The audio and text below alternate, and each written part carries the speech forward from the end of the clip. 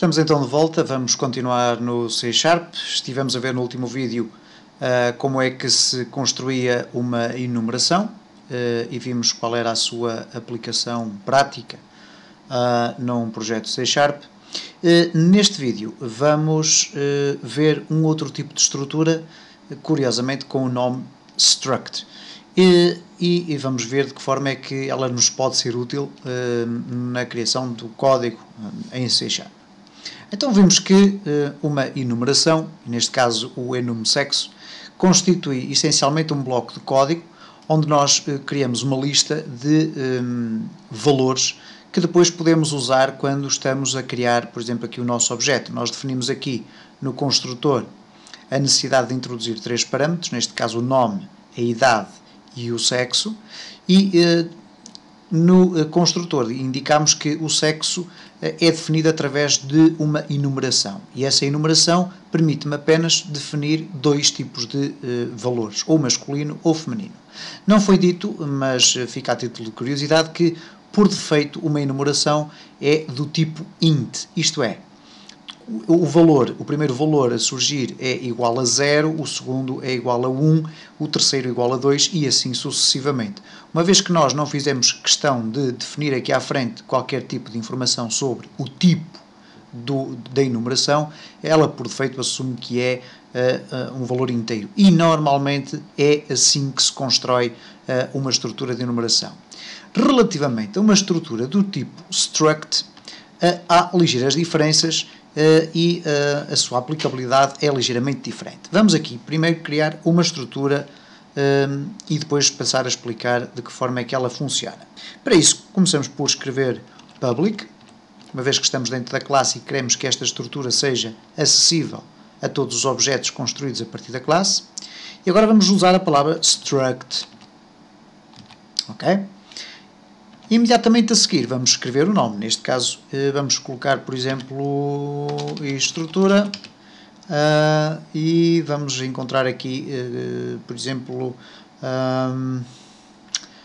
vamos usar o quê? Vamos usar aqui qualquer coisa. Vamos usar aqui esta estrutura para definir, por exemplo, algumas características físicas do nosso sócio. E neste caso, estrutura características. Ok? Fica um nome extremamente grande, mas não há problema. Em seguida, abrimos então e fechamos chavetas para criar aqui um bloco de código. Ora, a diferença entre uma estrutura e uma enumeração é que nós aqui na estrutura vamos definir variáveis, ou campos. E neste caso, vamos defini-las da seguinte forma. Public int peso, por exemplo. Em seguida vamos definir outra variável, public int altura. E vamos ainda definir, por exemplo, public string cor cabelo, por exemplo. Ok? Agora, o que nós podemos fazer aqui, imediatamente a seguir, é criar uma variável, neste caso vamos criar uma variável pública, public, e vamos lhe dar este nome, ou melhor, este tipo e estrutura características, e agora vamos lhe chamar esta variável do tipo struct, vamos lhe chamar características. Ok? Bom, penso que até agora não há nada de muito especial. Criámos então aqui uma public struct, informando que vamos criar uma estrutura pública, e essa estrutura é constituída por 3 elementos, 2 variáveis do tipo int e uma variável do tipo string. Neste caso, elas também são públicas para serem acessíveis fora da classe. Depois criamos então uma variável que vai agregar estas 3 variáveis que ali estão, e essa variável chama-se a variável características. Ela também é pública para nós podermos ter acesso a ela. Reparem agora que, voltando ao meu formulário, se eu quiser definir características do meu sócio, eu posso utilizar aquela técnica da criação da estrutura. E neste caso, reparem que quando eu escrevo novo sócio, escrevo um ponto, eu passo a ter aqui então características. E reparem que características não é propriamente, por exemplo, como idade. Enquanto idade indica-nos que é uma variável do tipo int, e nome completo indica-nos que é uma variável do tipo string, características indica-nos que é uma variável do tipo estrutura características, isto é uma estrutura ela própria. Então, quando nós escrevemos sócios, e agora características, ok? Como é que nós passamos a ter acesso às variáveis que fazem parte da nossa estrutura? É colocando mais um ponto. E neste caso, reparem, para além dos 4 elementos que são transversais a qualquer estrutura, que é o toString, getType, getHashCode e equals, temos ainda o altura, cor de cabelo e peso. E agora podemos definir aqui, por exemplo, a altura. Já sabemos que é uma variável do tipo int. A altura é igual a 170, por exemplo, se estivéssemos a considerar centímetros. Se quisermos continuar a definir as características do nosso sócio, colocamos novo sócio, ponto características, ponto cor de cabelo. Neste caso estamos a falar de uma variável string, vamos pôr aqui escuro.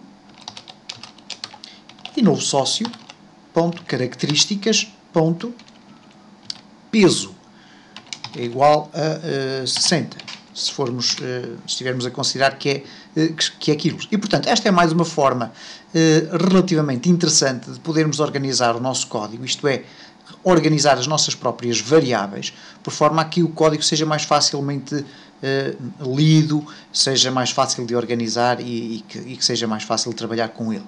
Esta é simplesmente a aplicação prática do tipo de estrutura. É evidente que nós criamos as nossas estruturas, mas, por exemplo, o C# já contém inúmeras dezenas de estruturas. Eu vou dar o exemplo de uma que nós iremos estudar lá mais para a frente e que está intimamente relacionada, por exemplo, com o desenho de gráficos na nossa aplicação. E essa é uma estrutura do tipo point. Ora, como toda a gente sabe, ou isto é, um ponto basicamente é o quê? É um conjunto de duas coordenadas.